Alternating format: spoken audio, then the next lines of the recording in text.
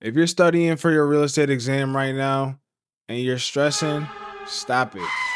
Not only did I pass my exam on the first try in Georgia, but I also did it in Texas. And that's where I reside right now currently.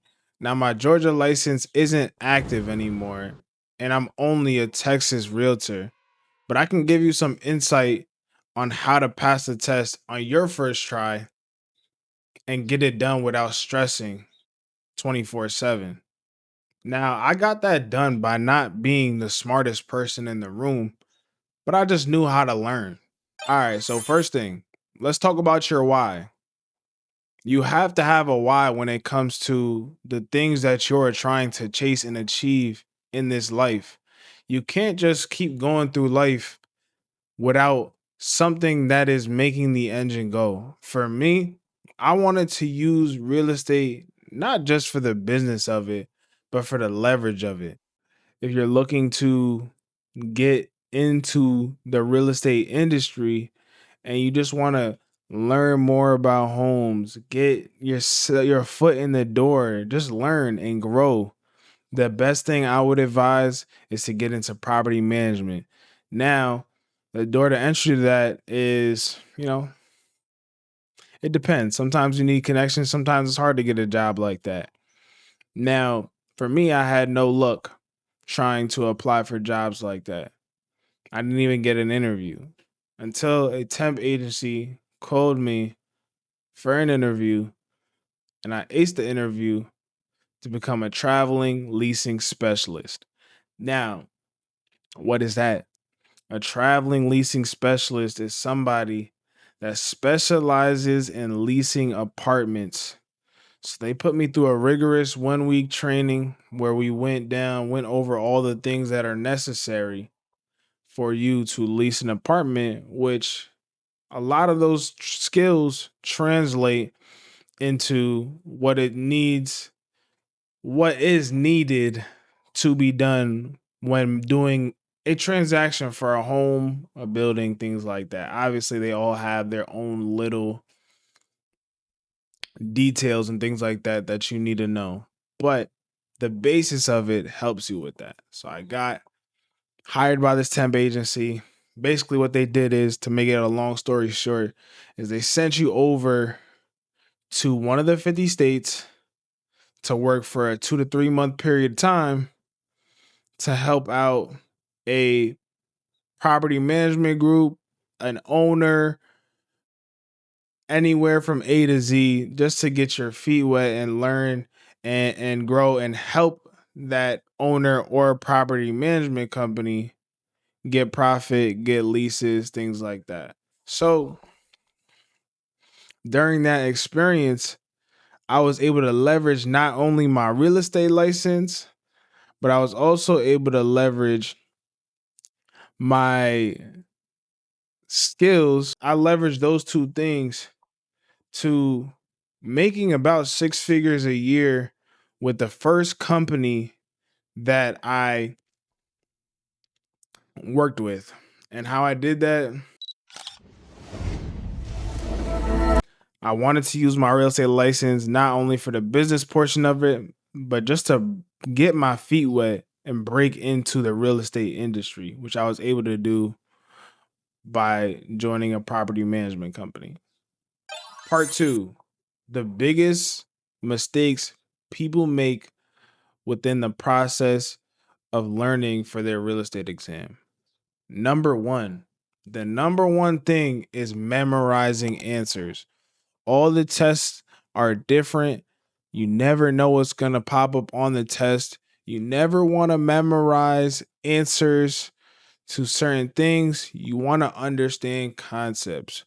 Break each and every concept down, or the ones that are most likely to appear on the test, and don't worry as much about knowing each and every single answer to everything. Break down the main concepts, understand the main concepts, and move forward from there. What I did personally was master contracts first, agency, listing agreements, buyer representation agreement, leases, promulgated contracts, which is very popular with Trek in Texas. Earnest money, option periods, prorations, things like that. A lot of the things that have to do with contracts, because that's one of the biggest things on the exam here in Texas. Number three, I practiced questions daily. You have to practice questions daily. If you're not practicing your questions daily, refreshing your mind daily, you're not going to be able to pull on that bank, that information bank in your brain when you need it during the test if you're not consistent. Even if it's 15 minutes before you go to bed, an hour during the day if you have a whole lot of time, remember to practice questions, tests, quizzes as much as you can. Quizlet is great for that. Go on Quizlet, find your specific state, and just quiz yourself for 15 minutes at least a day. I would recommend 30, but at least do that so that you can at least raise the bar for failure because you at least was doing a lot of repetition and you helped yourself feel more comfortable with all these concepts on the exam. Number four, test day matters. Y'all, I shouldn't be even having to tell y'all this. Y'all know on the test day, you need to be up, right, and ready for everything that is thrown your way. A lot of the times, the test will word things differently. They might try to trap you on a few questions and things like that. Read each question thoroughly, but you need to be in the right state of mind during the test, which will help you get past some of these easy traps and honestly being stagnant because the test can be pretty long.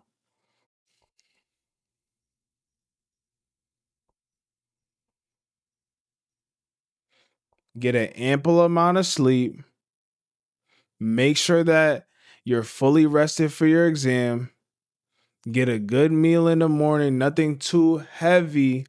You don't want to feel sleepy during the exam, but something cool, a banana, oatmeal, something like that so you could feel energized and ready, and drink a lot of water. I shouldn't have to be telling y'all this. Drink your water. Be hydrated so you're fully ready, not just mentally, but also physically.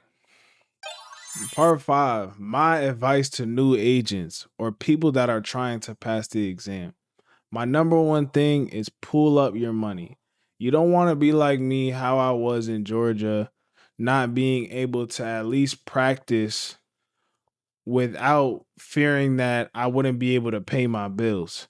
You want to pull up about $2,000 just in case for any desk fees, paying your MLS fees, paying for your test, paying for school, all those type of things.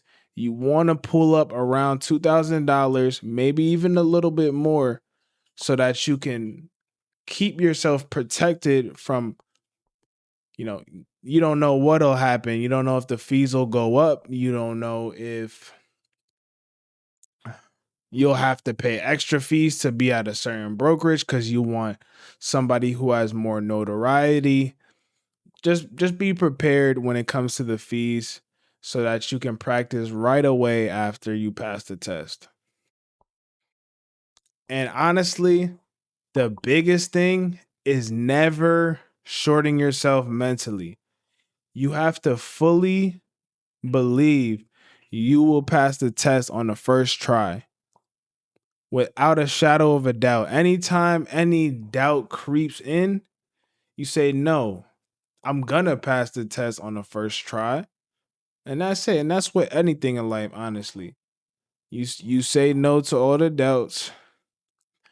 You have to be completely in the right mind that I'm gonna pass this test. I'm gonna pass this test on the first try. And that's where confidence comes from. Not only are you telling yourself it, but you're also proving it to yourself by putting in the work of those questions every day that you're doing. You're making sure you're understanding the concepts. You're making sure that you're prepared financially and for test day. You're going to do great. Subscribe if you're new. Welcome to my journey. I just got my license in Texas and signed my brokerage deal with Real Broker. So I'm now a Real Broker agent. And I will be using this YouTube channel to take y'all along the journey of small world living, which is my business. I use that name to put all of the things that I do under an umbrella. I'm a realtor, I'm a travel advisor with Fora. I have preferred destinations across the globe with Fora as well as in Dominican Republic. So all of those things are going to be under the umbrella of Small World Living. My name is Noah Small. Thank you for watching my video, and y'all have a blessed one.